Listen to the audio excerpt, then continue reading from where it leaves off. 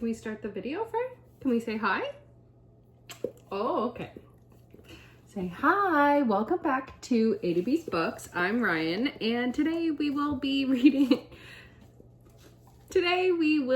doing another weekly recap where I let you know all the new releases, whether it be to the shelves or to the screens, what I've been reading.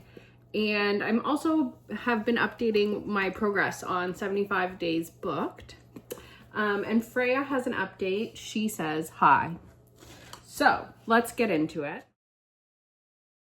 So first and foremost, I have finally finished the Caroline Bingley Private Investigator, and I ended up rating it 2.5 stars. I really wasn't the biggest fan. It just kind of was like a nothing burger. There was the character development that I was hoping for because like I had said previously, like I was just a bit uncomfortable with the way they were discussing race and their privilege, but then it got addressed. So in the end, it was like for the best because she grew and learned and acknowledged all those things. And then, so like that was a positive aspect, but it just wasn't, it didn't add anything. Like it didn't add anything, in my opinion, to the characters from like the beloved book that is Pride and Prejudice. The mystery was just, it all felt just, it just really wasn't my favorite. I wouldn't recommend it. I guess if you're like a diehard, you know, want to consume anything kind of from that universe, then give it a try. It's not awful. It just wasn't my preference. And then I have also been continuing to read Rebecca. I've made it to about the 130 page mark. And I have been told that this party scene, Ghostly, that I should be looking out for is about 80% of the way through the book. And I would say I'm probably around 40% of the way through.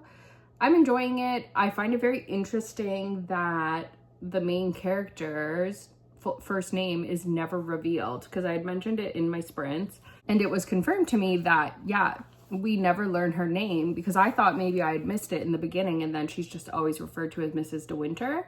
So I find that very interesting. And when I finish the book, I'll probably like try to read up on like why, because I'm sure there's a reason. And I also really want to know, I've just found out why or how Rebecca died, but I'd also just like a bit more details, I guess. I am enjoying the pacing of this book. Things are being delivered to me in terms of like what I'm finding out. The scene is being set very well. Like I can picture super well like the manor and the grounds and the people and the parties and the whatever. Well, I guess I haven't been to the party yet, but you know what I mean? Like when they're having tea. So I really like all of that. I'm enjoying it. It is slow, but it's not slow in a bad way. It's just slow in the sense that like I'm still experiencing this book, but I'm not mad about that. And like I had also mentioned last week, I did start The Maid, and I started that on audiobook, and I'm I think like 40-ish% of the way through. Really liking that as well. I'm enjoying the pace of that. It's way faster. I'm curious if this character is like confirmed on the spectrum or if she's just a very peculiar person without like that being dove into more. The way that they're addressing how her brain works and her interactions with others can be pretty funny sometimes, but then other times it's very frustrating because you can tell as the reader that she's being taken advantage of because of the way her brain works. Like they call her very robotic. So she struggles to interpret sarcasm and those sorts of things. So then what's going over her head, you're catching. So it makes me feel like very protective of this young girl. She does have a couple people who are looking out for her, but obviously she's gravitating towards the people who are taking advantage of her right now. And even there's one character, like the wife of the man who died, where like she's kind of in the middle. I can't tell. There are times when she is looking out for her, and then there's times where I'm like, ooh, I think you might be taking advantage of kind of her naivete and her willingness to be so helpful because she's so kind. But there's also, you're from her perspective. So you're experiencing her kind of having moments of like, oh no, like alarm bells going off of like, oh my God, no, like something's going on. I don't know what yet, but I'm going to try and not let them get one over on me kind of thing. But I'm enjoying it. Obviously, like, right now, it's actually not even been classed as a murder. So like, I don't know who killed him because I don't even know if he's been killed or if he just died of natural causes. But there's obviously like quite a few suspect people. So I'm enjoying that. And then what I've been watching lately is Physical Asia. Started that yesterday. Stayed up till 1:30 a.m. watching it, and I love it. If you enjoyed Physical 100, you'll more than likely enjoy this because Team Korea has a lot of returning athletes, and then they also have like world-renowned athletes from all over Asia, but also Australia. Really like it. Lots of people you're rooting for, and like all the other ones, there's no one you're really like rooting against. So it makes it difficult because you're like, oh, I want them to win, but then you're like, oh no, that means that the other team's gonna leave, and so it's sad. But love that show. Think it's so fun. So new to shelves this week, we have 2 new books. One is kind of random, but I'm actually so excited for it, and I haven't decided if I'm gonna buy it physically or digitally, but I'm getting it.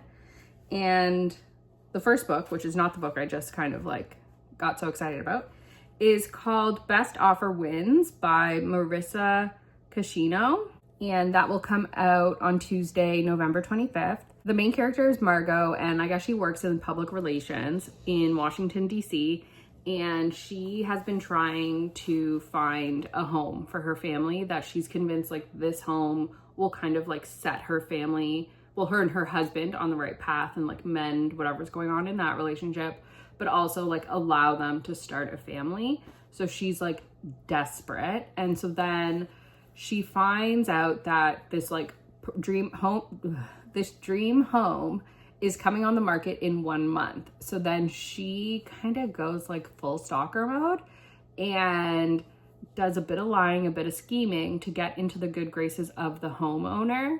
And then I guess, I don't know what it is, some missteps have been taken, and this book is classified as a horror thriller. And as it stands right now with ARCs, it actually has a 4.12 rating.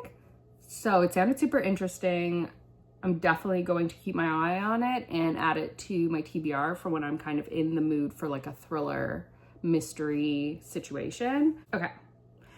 The book that I'm very excited about, that I like, this could not be better timing. It's called Murder at Christmas by G.B. Rubin.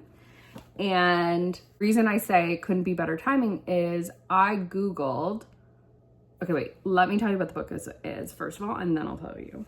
So this is a choose your own adventure cozy mystery book. He will be a detective who's actually a doctor, but he does, I guess, like his side gig is detecting. And it's set in the 1930s, 2 days before Christmas. And you will make the choices that determine the path that your story goes on. And the reason I say it was such great timing is because I remembered that I've never done a choose your own adventure book, and I just like randomly remembered that that's a thing. So like, I want to say a month ago, I Googled like Christmas choose your own adventure because I feel like perfect timing. And like a couple existed, but they really didn't look that good. And then this one just happens to be coming out November 20th, not November 25th. So typically releases are on Tuesdays for books, but this one is happening Thursday. Originally also, I saw that it was only coming out on Kindle, like a digital release. But then today, when I was getting more details, it turns out there will also be a hardcover. So I'll see if a hardcover is becoming available at Indigo, but I do think I'll end up doing the Kindle version, but we'll see. And then on the screen, I would say probably one of the year's most anticipated movies will be a book to screen adaptation, which is Wicked for Good. So obviously Wicked is based off of, the movie is based off of a book series from the 1995 called Wicked by Gregory Maguire. And then it was adapted into a Broadway show in 2003. And that whole story is based off of The Wizard of Oz. And so this is the second part. I'm like, I don't know why I'm describing it because everyone knows what Wicked is. And I'll be honest, I've not seen the first one. I've never seen the Broadway show. I think I'd really enjoy it. I just haven't seen it yet. Honestly, I'm kind of weirded out by like Ariana and Cynthia's like press. They're kind of freaking me out. So, but I've heard it's all really good, and I really enjoyed Wicked Week on Dancing with the Stars. So yeah, if you're going to see Wicked, please let me know and maybe try and entice me to watch the first one. I don't know. I honestly don't know why I haven't at this point. 75 Days Hard. I am doing better this week than I did last week. I only missed one day, and I've been finding it way easier, especially since I've been loving The Maid on audiobook. So I've actually been wanting to listen to it like on my drives as well as while I was cleaning my house. So I've just found more opportunities to do an audiobook now that I'm actually enjoying one. So it makes like such a world of difference when you want to read the book. And again, because I said Rebecca is a bit slower, I am not having that feeling of like wanting to pick up the book. So that's been slowing me down a little bit, but it's just weird, right? Because I'm enjoying Rebecca, but I'm not like obsessed with it. But I think it's a slow burn and I need to just kind of get into a better habit, but I'm still really enjoying 75 Hard. No, oh my God, I've been calling it 75 Hard this whole time, haven't I? 75 Booked. And I really think I will see this through, especially with the way that I'm doing it, where I am being a bit more gentle on myself. And if I miss a day, I just kind of start again the next day. I have 2 questions for you this week. If you're going to see Wicked for good, or whatever the heck it's called, let me know. And number 2, have you ever done a choose your own adventure style book before? I've never done it. I love video games, so I'm very excited to try this out. And I'll probably do it a little closer to the actual holiday season. I don't like to start Christmas festivities too early because then I burn out on Christmas before the big day. So that's all I have for you. Thank you so much for making it to the end, and I'll see you next week. Goodbye.